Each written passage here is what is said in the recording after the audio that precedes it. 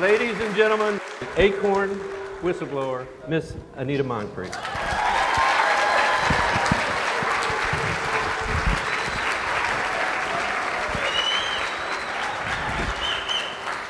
Thank you, and thank you for coming out. Can everyone hear me okay?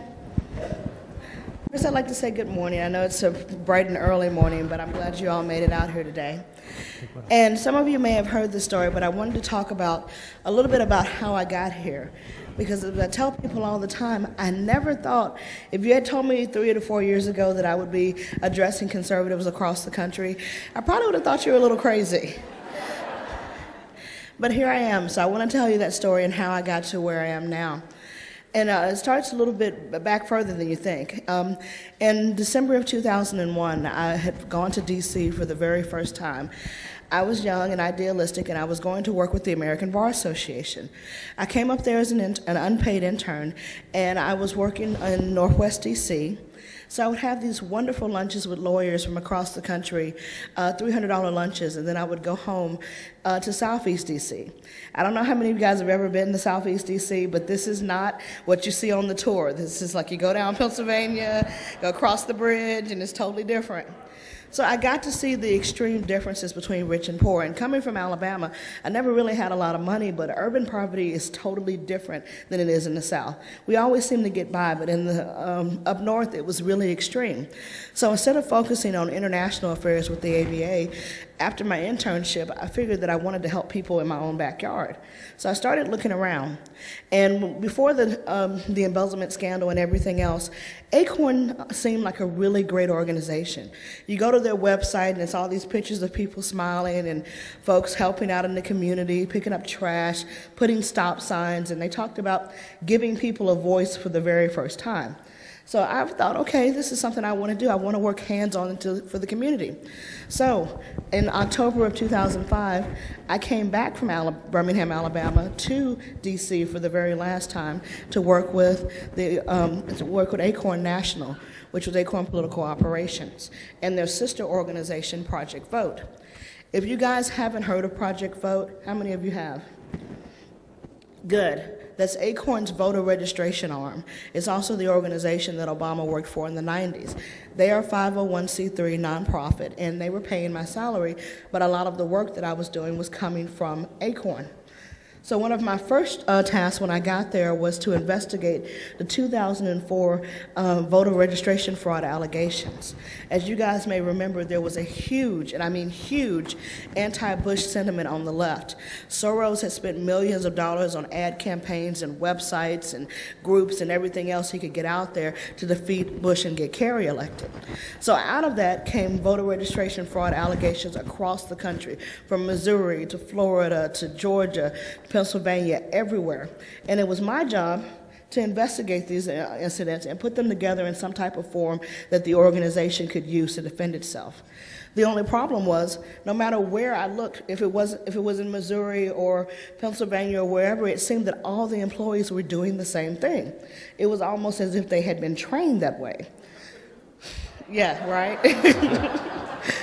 So I took this information to my supervisors, and they were very quick to tell me, no, it's just a couple of bad apples, one rogue employee that's defrauding the organization. It's not us.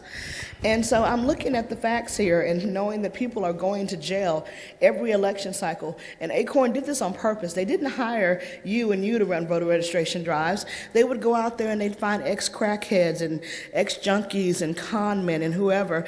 And then when everything would hit the fan, they'd go, see, this is a pattern of behavior. These people are bad people. They defrauded us. And those people would go to jail, and Acorn would get off scot-free, free to do it another election cycle. And being there, when you start off at Acorn, you come in, you're young and you're idealistic and you want to help people, but along the way, you have to start looking the other way at things. You see things that are going on, and for the good of the movement, you ignore them. Or when they do things that are outright socialist, you don't use the term socialism. You just think what's fair is fair and what's right is right, and we're trying to right the wrongs, and it's all about the good of the people. So it's all about the collective good. It's not about the bad things you're doing, because in the end, end justifies the means. So that's where I was, and I was looking at all of these things, and I ignored it, even though I knew that those people were going to go to jail. The end goal was that Acorn registered 1.3 million people that cycle, and those people were on the rolls, and they were not being disenfranchised. And just to give you a little bit of background about the organization, when Wade Rathke started Acorn back in the 70s, he didn't start it to help people. One of the things that people don't realize is they think that Acorn was a great organization that got corrupt along the way. Unfortunately, its founders, they were always had socialist intentions.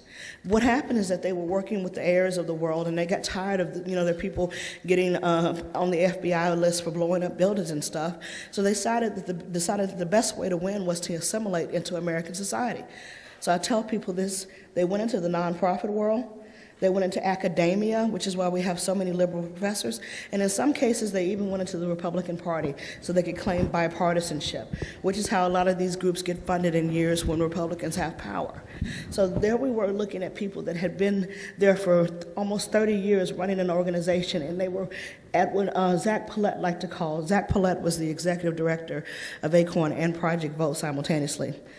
In 2008, he said we had a once-in-a-generation opportunity, and it wasn't to elect a black president, it was to pass socialism, to fundamentally change the way we were doing things, and Barack Obama was just a conduit to do it. And to get back on that, let's talk about where that was. In 2007, I was sitting at a meeting of Acorn national staff from across the country in Little Rock, Arkansas. And Zach Paulette got up in front of the group, and he told us that he had supervised Barack Obama in the 90s, and that Acorn produces leaders. He was telling us right then and there that we, as community organizers, could be the next president of the United States. And then we began to put together what I always like to call Acorn's socialist wish list. And I'm pretty sure you already know what was on that: cap and trade, universal health care, forced unionism through card check, and a host of other environmental justice issues that would basically give the EPA just carte blanche. So we sat there and put that together, and they were going to pass that within the first few months of Obama's term. So when I got a call 2 weeks later from the Obama campaign to the Washington D.C. office, I was actually very excited. This Obama campaign is calling Acorn. So I get out there and I type a little email and I send it out to all my supervisors. And when I got back from that email, which I was told I probably shouldn't have sent, was a USB drive about this big.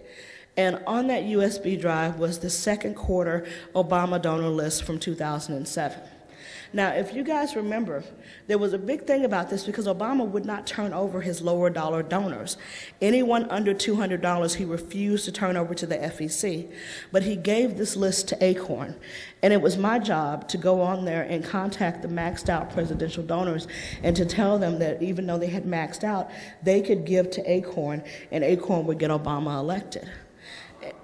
Exactly. And this is when I started really having a problem because I wanted Obama to win. I wanted the Democrats to win, but we were cheating. And I thought, if we were cheating, are we really winning?